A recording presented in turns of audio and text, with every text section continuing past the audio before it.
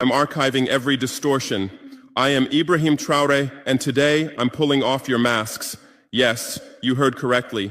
I, whom you call a young military junta leader, whom you brand as a dangerous radical, whom you serve up as an anti-Western dictator, am now telling you the truth. And this time you cannot turn off your microphones. This time you cannot turn away your cameras. This time your editors cannot cut this speech. Because the world you monopolize no longer exists. Because millions will hear these words now, without passing through your filters, without being subjected to your distortions, without being muddied by your lies.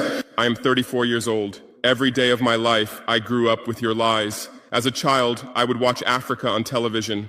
Always the same images. Children with flies, dry lands, weapons, death.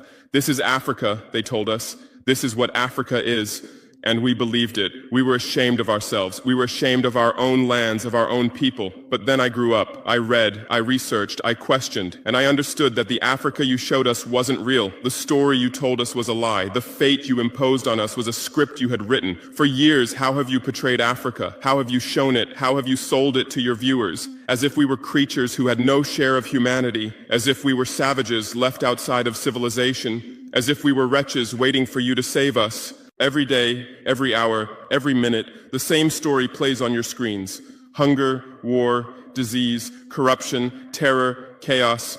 These are the words that come to mind when Africa is mentioned. In your Africa dictionary, there are no other words. No hope, no success, no development, no resistance, no honor, no pride, no victory. So I ask you, New York Times, Washington Post, Guardian, Le Monde, have you ever made Africa's successes your headlines? How many times have you written about Rwanda's technology miracle? How many times have you shown Ethiopia's reforestation project? How many times have you praised Botswana's democratic success? How many times have you described Kenya's entrepreneurial ecosystem? No, because these don't fit your scenario. Your Africa cannot be successful. It cannot, because then how will you legitimize your exploitation? If it's not in need of help, how will you intervene? If it's not backward, how will you look down on it? Have you ever asked yourselves, has any editor sitting at their desk, any news director in a meeting, any columnist at their keyboard ever thought, why are the people of the world's richest lands poor? Here are the numbers for you, real numbers. Africa owns 70% of the world's cobalt reserves. Your cell phone, your computer, your electric car won't work without cobalt. This cobalt comes from Congo, but Congolese can't afford cell phones. Africa owns 90% of the world's platinum reserves.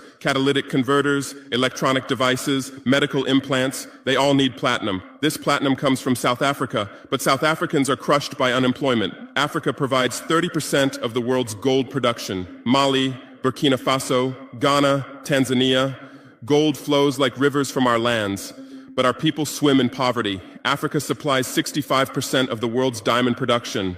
Botswana, Angola, Congo, Sierra Leone, billions of dollars worth of diamonds are extracted, but our miners live on $1 a day. Africa owns 35% of the world's uranium reserves. Niger, Namibia, South Africa. Nuclear plants run on our uranium. Paris lights burn with our uranium. But our villages have no electricity. And you still ask, why is Africa poor? No, the right question is, how was Africa kept poor while being so rich? Here's your answer. Colonialism didn't end. It changed shape. You used to come and occupy our lands. Now you come and establish companies. You used to take by force. Now you make agreements. You used to rule with the whip. Now you rule with credit. Let me give you concrete examples. With numbers, names, dates, but you'll never write about these. Glencore, Swiss-based mining giant, extracting cobalt in Congo. 2022 revenue, $256 billion. Tax paid to Congo, $500 million. That's 0.2%. Is this justice? Rio Tinto, British-Australian mining giant, extracting bauxite in Guinea, 20 million tons annually. What's left for Guinea? Environmental pollution and cancer. Total, now Total Energies, French oil giant, extracting oil in Angola, Nigeria, Congo. 2022, profit, $36 billion investment in Africa, dirty pipelines, Anglo-American, founded in South Africa but now in London. Diamonds, platinum, iron, taking everything. What it left in South Africa? 6 million unemployed miners. And these are just the tip of the iceberg. What about the invisible, the secret deals, the offshore accounts, the transfer pricing tricks? Every year, $88 billion in illegal money flows out of Africa. Who writes about this? Every year, $45 billion in aid comes to Africa. Everyone writes about this, but no one says Africa is not the continent receiving aid, it's the continent giving aid. While you zoom your cameras on swollen bellies, there is a huge system working silently in the background. Every day, tons of gold, diamonds, cobalt, uranium, oil leave our land. But how? Here is the system. Step 1, create corruption, bribe our leaders, open offshore accounts, promise them a life of luxury, send their children to your schools. Step 2, make deals, get 50-year, 99-year concessions, ask for tax exemptions, be exempt from environmental rules, ignore labor rights. Step 3, control the infrastructure. Take over ports, airports, railways, but only from the mine to the harbor. Don't build roads to the villages. Don't bring electricity to schools. Step 4, provide security. Set up private security companies. Arm them. Declare protesting. Step 5, silence the media.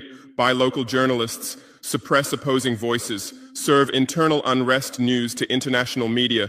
And this is how the system works. It's been working like this for 100 years, and you don't see this system. You don't want to see it, because you're part of this system too. Who are the biggest advertisers of New York Times, CNN, BBC, oil companies, mining companies, arms companies, pharmaceutical cartels, the companies that exploit Africa? You live on their money, you defend their interests, and what I'm about to tell you might cost me my life, but it's no longer time to be silent. France's system in Africa is the CFA franc. 14 African countries still use French colonial currency. 50% of these countries' central bank reserves sit in the French treasury. France applies negative interest to this money, so we pay France to use our own money. Through this system, France transfers $500 billion worth of resources from Africa every year. Does anyone write about this? No. But when France gives Africa 10 billion euros in aid, it makes headlines. Britain's system is more sophisticated. London is the world's money laundering center. City of London, offshore paradise. Every penny stolen from Africa passes through London. Jersey, Guernsey, Cayman Islands, Virgin Islands, all under British control. Africa's wealth hides there. America's system is AFRICOM, Africa Command, 46 military bases on the continent. Official purpose, security. Real purpose, resource control. Drones in our airspace every day, listening devices everywhere.